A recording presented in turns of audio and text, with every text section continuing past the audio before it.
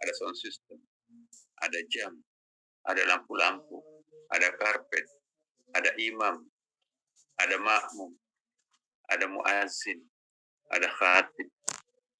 Banyak sekali yang kita lihat di dalam Istiqlal sampai kita lupa bahwa Istiqlal the only one. Siapa yang tampil dalam bentuk menara, kubah, mimbar, mihrab, karpet, tiang, dinding, lampu, khatib, imam, makmum. Yang satu itu Istiqlal.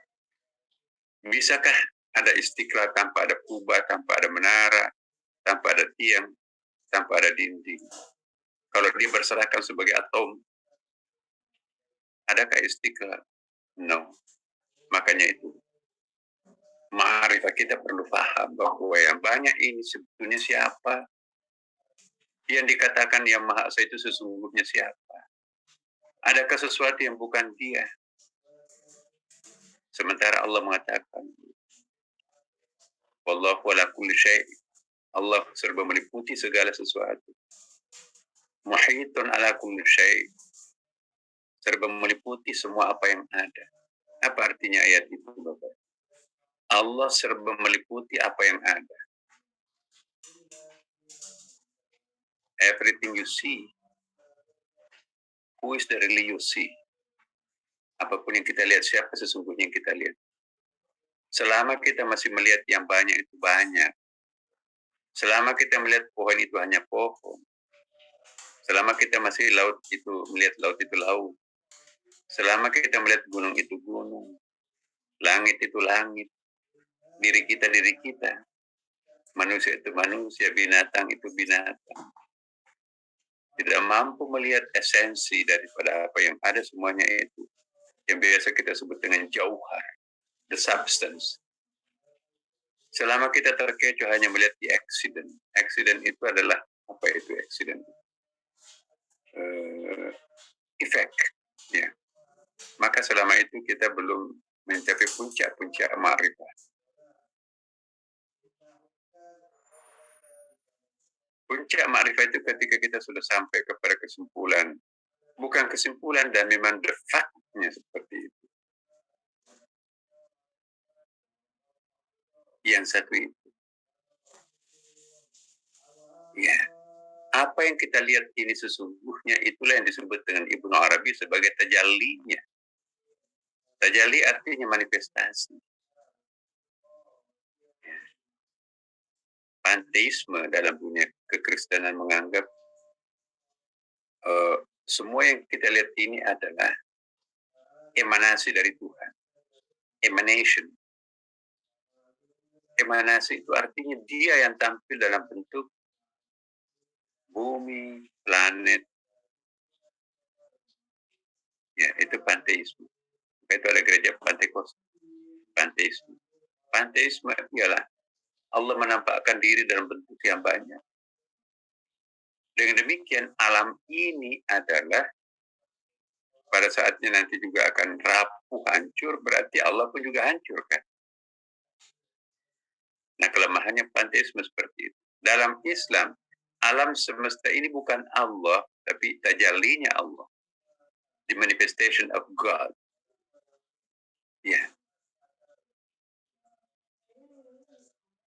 Inilah yang disebut dengan dualitas. Apa yang kita lihat ini, itu adalah bayangannya, bukan dianya. Ini tempat makanan di sekolah. Kalau Bapak Ibu bercermin, di depan cermin kita berdiri. Sama enggak wajah Bapak Ibu di dalam cermin dan di depan cermin? Persis sama, kan? Memang kita yang di dalam cermin itulah yang disebut tajalli. Yang di depan cermin itu adalah zatnya. Alam semesta ini tajallinya Allah. Alam ini pantulannya. Tajallinya Allah.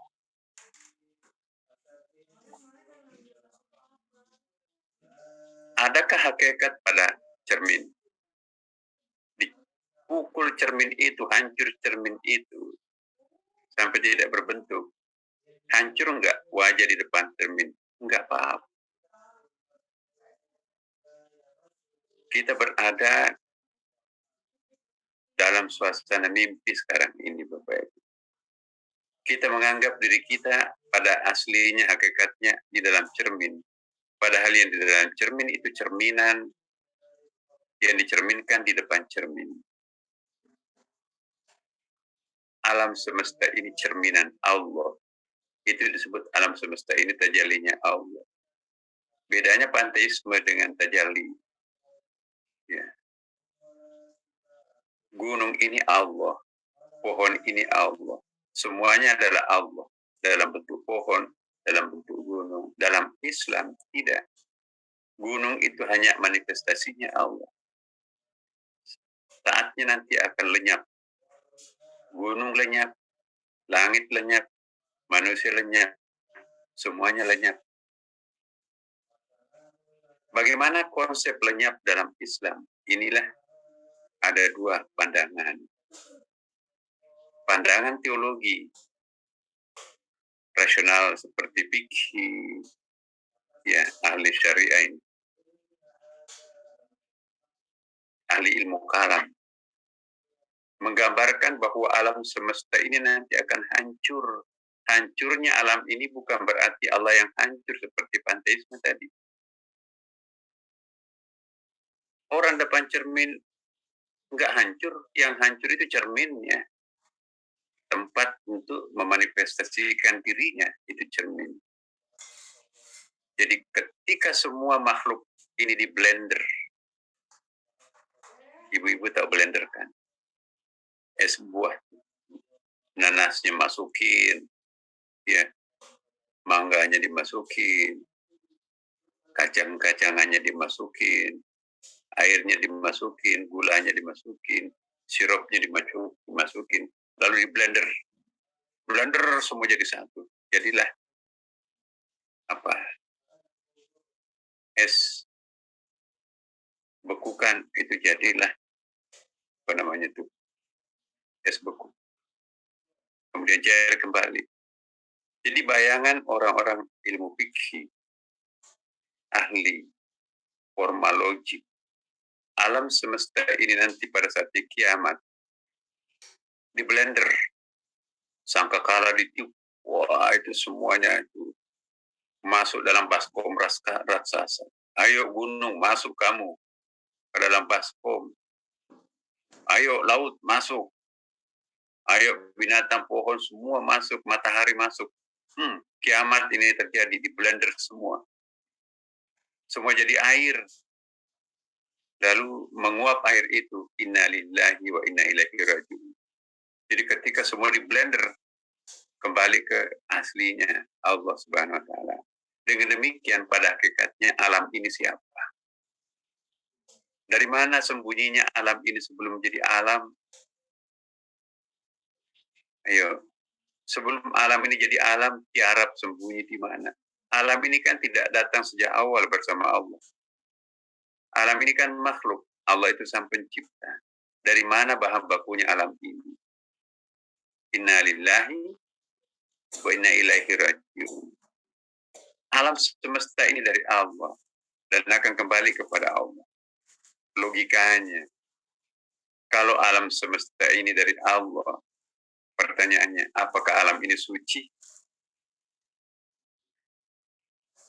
Apakah alam ini sakral atau tidak? Kalau ini dari Allah, maka pada hakikatnya alam ini siapa? Babi itu dari mana? Dengan demikian apakah Allah itu najis? Iblis itu dari mana? Dengan demikian iblis itu Allah. Sama dengan malaikat. Nah, inilah wilayah ma'rifah Bapak Ibu. Selama kita belum membahas tuntas persoalan ini, pemahaman keagamaan kita belum tuntas. Kita jangan berkutat hanya di persoalan-persoalan furu'iyah. Kita sibuk membahas ranting dengan daun buah bunganya. Tapi kita tidak pernah memperhatikan batang itu akarnya batang. Oh, ada akar. Kita nggak pernah menyentuh akar dan batang. Asyik kita berpikir tentang ranting, tangkai, daun, dan buah. Itulah epistemologi dan ontologi keilmuan Islam kita di selama ini. Kita asyik belajar tentang ranting, tapi lupa akan batang. Asyik bicara tentang fikih, tapi tidak pernah mau bicara tentang tasawuf. Ya, batang itu adalah apa? Jadi fikih itu ranting, batang itu syariat, tasawuf itu akarnya.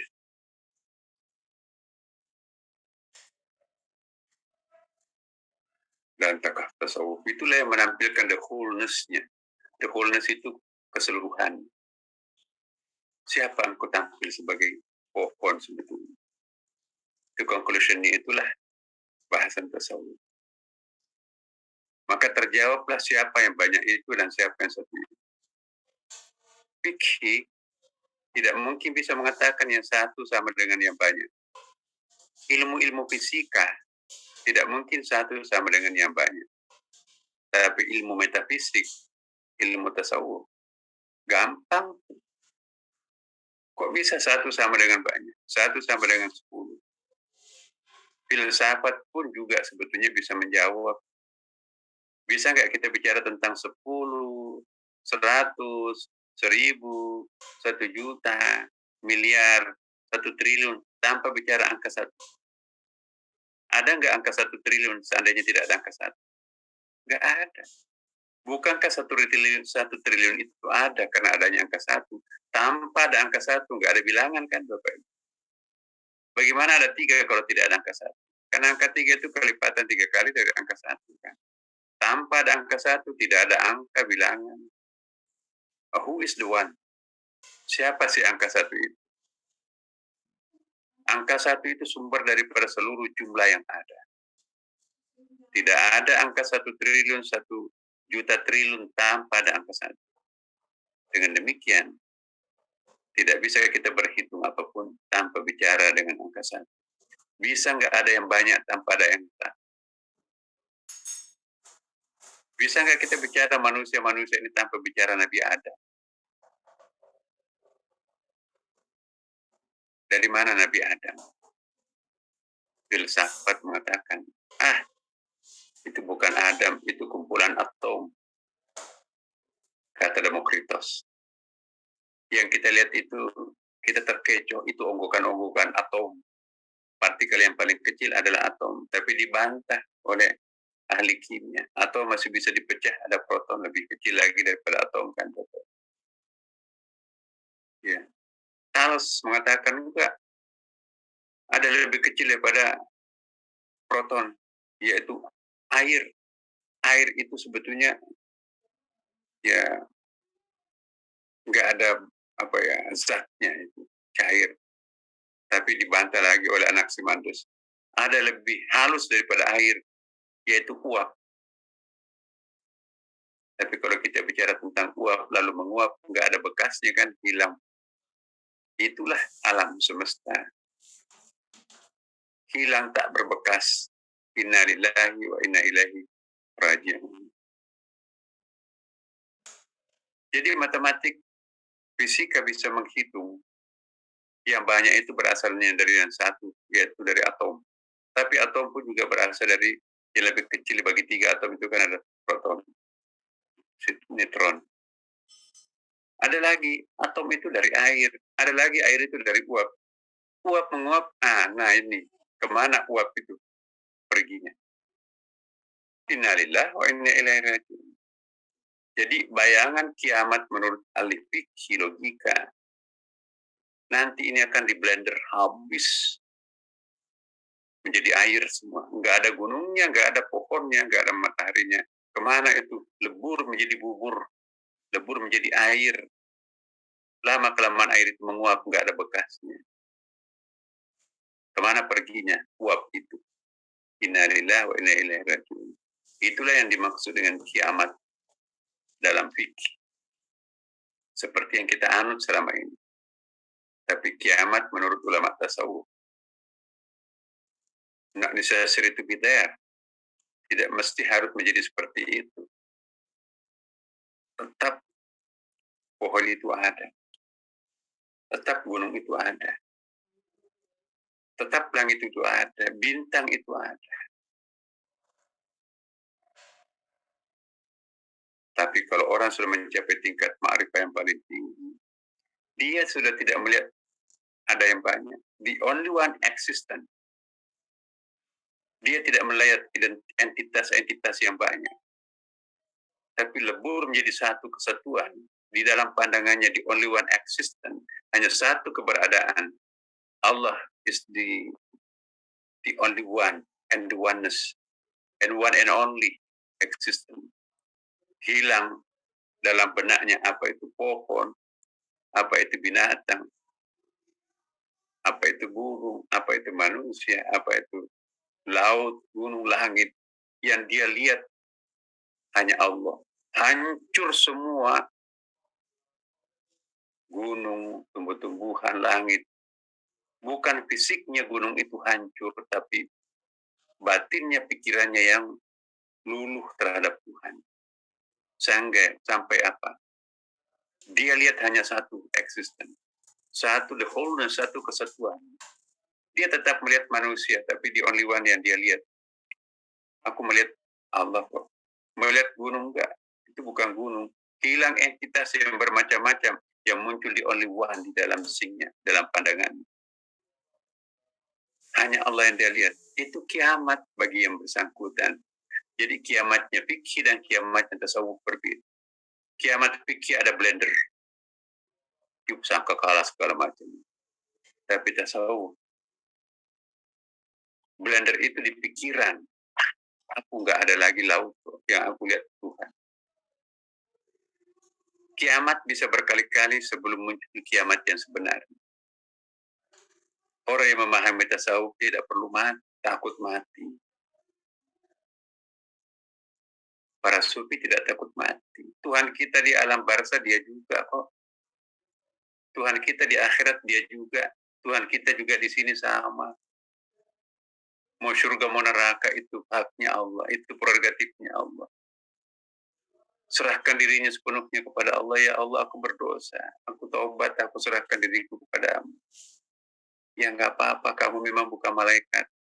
Kehadiranmu untuk bertobat aku maafkan. Karena aku mencintai engkau. Aku menciptakan engkau karena cinta. Ingat Bapak Ibu. Dalam pandangan tasawuf yang paling pertama diciptakan Allah siapa? Dalam hadisnya kan ada. Tapi ini tidak kita dalami di sini pada kesempatan ini Bapak Ibu. Ada namanya Nur Muhammad. Ini ada kajian khusus di Nuh ya. Pengajian kita. Ini hanya pengantar ecip-ecipnya bahwa di atas langit banyak langit. Kita jangan bangga.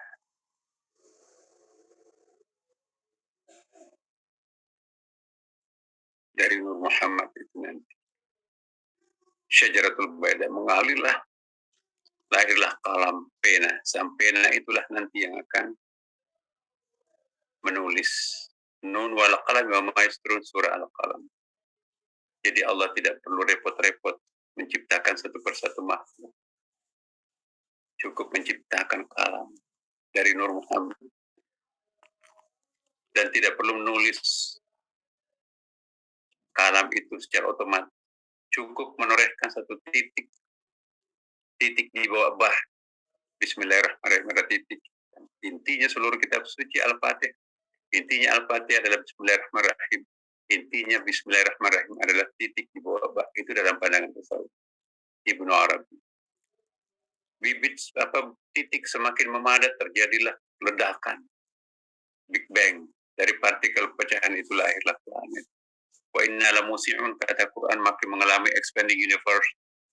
Meledak lagi sehingga partikelnya sedemikian banyak. Ya. Kita berasal dari sebuah titik.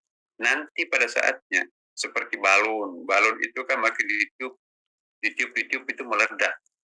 Innalillahi wa inna ilaihi raji'un. Semuanya akan kembali kepada titik. tulisan pertama sampai nah, dan seterusnya dan seterusnya. Terlalu banyak masih yang kita ingin bahas, Bapak Ibu. Habis umur kita tidak akan pernah bisa sampai. Cuma jangan kita berkutat di dalam ilmu-ilmu formal, ilmu-ilmu yang lazim kita pelajari. Tengoklah sedikit ya kedalaman tasawuf. Filsafat, ilmu pengetahuan empiris ini perolehannya melalui ilmu. Padahal Allah mengatakan wa ma utitu minal ilm illa qalil. Kami berikan ilmu itu hanya sedikit sekali.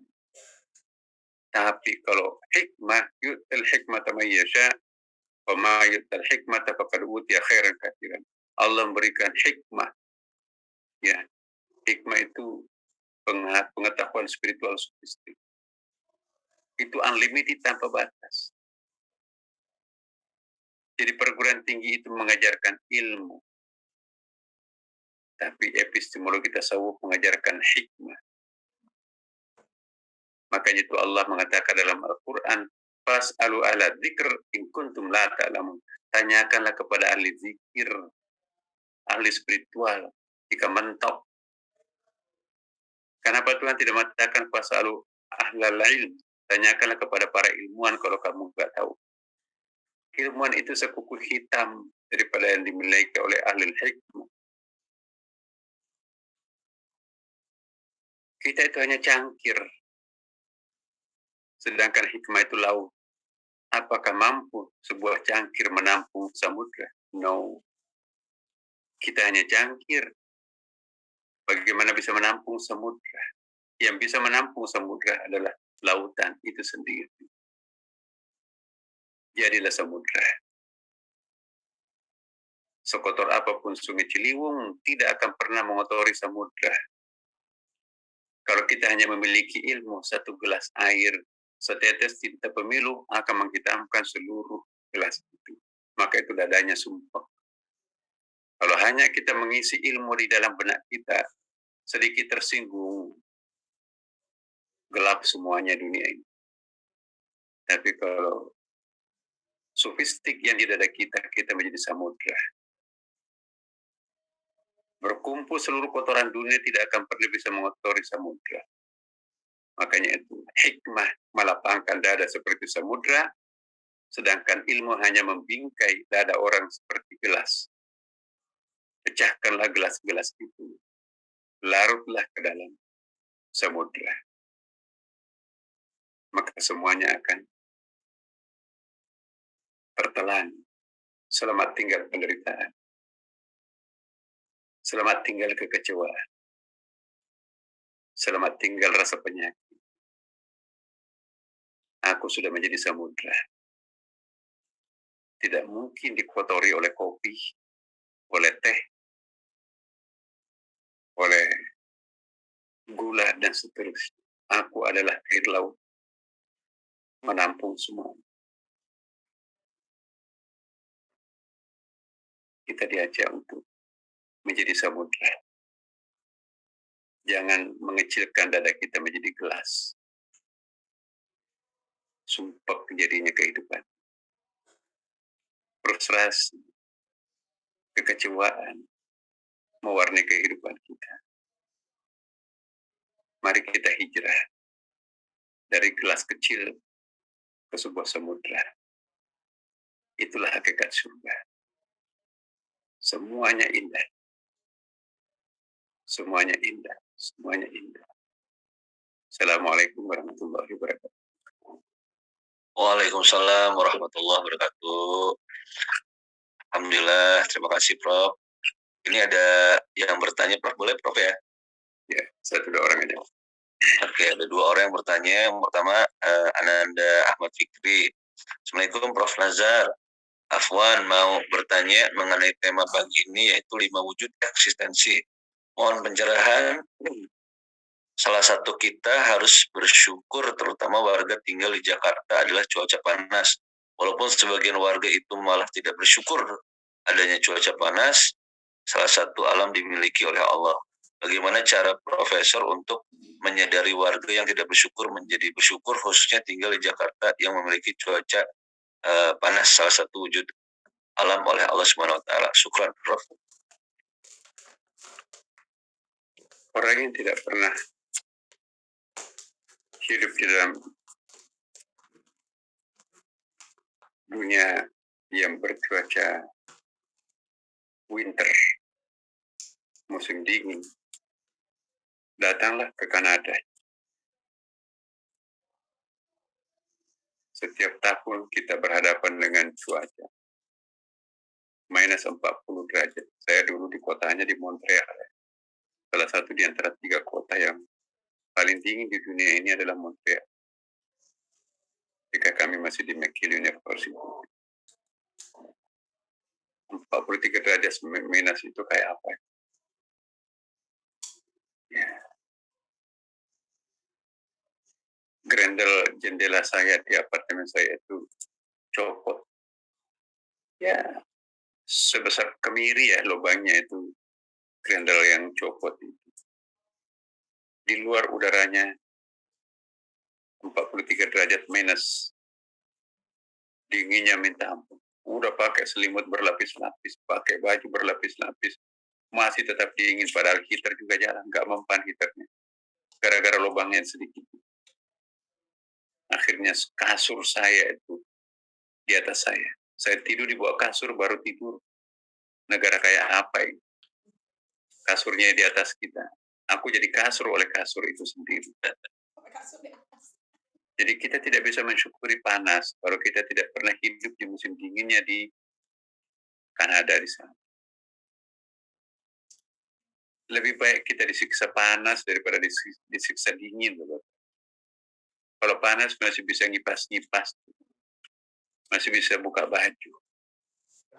Tapi kalau minus yang melanda kita, selimut nggak mempan tanpa ada heater pemanas. Iya, gampang kok menjawab pertanyaan Ananda tadi. Maka itu kita fasiru fil ard fanduru kaifa kana akibatul mukatsibin. Banyaklah berjalan di muka bumi ini. Kalau hanya hidupnya di Indonesia, tidak pernah merasakan panasnya Afrika sampai 60 derajat. Tidak pernah merasakan dinginnya Rusia, Montreal, salah satu tempat di Cina, untuk tiga kota paling dingin di dunia. Itu kita nggak bisa mensyukuri Jakarta. Tapi begitu kita keliling, maka ikan pun bersyukur. Coba Bapak Ibu. Ketika kami masih di Amerika dulu, kami sering melaut, ikut ke perahu nelayan di Maryland. Ada pulau di situ, suka pergi mancing. Nggak ada ikan. Yang bisa ditangkap itu, apa itu yang kayak kerang-kerang tuh. Ya. Akhirnya mancing nggak ada yang bisa dipancing. Terpaksa kita jaring yang dipakai untuk menangkap. Apa yang ditangkap bukan ikan, kerang. Kemana ikannya? Ini menjelang musim dingin, Pak. Ikan itu pada lari semua mencari tempat yang hangat. Jadi ikan-ikan di bagian belahan dunia salju itu, Amerika, Kanada, nggak ada ikan ternyata di situ. Kecuali ikan yang kulitnya keras-keras itu, ini kampau sekali. Tapi ikan-ikan kecil-kecil itu larinya cari laut yang paling hangat. Ternyata laut yang paling hangat itu di daerah yang jauh dari kutub utara dan kutub selatan. Semua ikan yang di kutub utara, kutub selatan itu menjelang musim dinginnya, lari semua mencari tempat yang hangat. Di mana? Di garis khatulistiwa. Satu-satunya negara yang mendiami khatulistiwa adalah Indonesia. Makanya itu Indonesia itu surganya ikan, Bapak. Separuh ikan di dunia ini mendiami perairan Indonesia. Jadi laut yang paling kaya dengan ikan adalah Indonesia. Karena laut yang paling enak. Nggak perlu pakai jaket ikan itu. Bahagia sekali ikan itu yang hidup di perairan Indonesia. Maka kita mancing, di mana-mana 1 menit dapat lagi ikan. Kalau pancingnya benar. Kenapa kita diserbu oleh pencuri-pencuri ikan dari luar negeri? Di sana nggak ada ikannya. Ya. di Lebanon Bapak Ibu, kan restoran pantai. Wah, ikannya kok gak seperti ikan kita di Indonesia. Kita kan manis-manis. Apalagi di Makassar ya. Kan bakarnya manis ikannya tuh barusan ditangkap bakar. Di sana hambar. Saya tanya pelayannya, Pak, ikan dari mana ini? Oh, ini ikan dari Asia, dari Jepang katanya. Kok nggak sama dengan ikan kami? Udah berapa lama Pak di kontainer itu? Mungkin 1 bulan baru nyampe di Lebanon. Ini kan laut di bawah kita ini kok kenapa nggak nangkap di sini? Di pantai-pantai Timur Tengah itu nggak ada perahu nelayan. Nggak ada ikan, mau nangkap apa di sini? Bentar lagi musim dingin kan. Nggak ada perahu nelayan di sana. Tuh perahu nelayannya itu banyaknya di Tanjung Priok itu di pantai-pantai Indonesia. Memang banyak ikan yang bisa ditangkap. Coba kita ke Raja Ampat itu. Raja Ampat itu kita bisa ulas-ulas, kita bisa usap-usap ikan-ikan hias itu. Nggak lari, karena pemali menangkap ikan dalam radius 3 km di pantai. Tradisi nenek moyang Raja Ampat itu di Papua, nggak boleh menangkap ikan dalam radius 3 km. Maka itu ikan semua lari ke pantai, mendekati pantai, aman, pemali. Maka itu kalau kita bawa makanan ke Raja Ampat, ikan itu naik di tangan, enaknya digoreng, tapi nggak boleh. Jadi ikan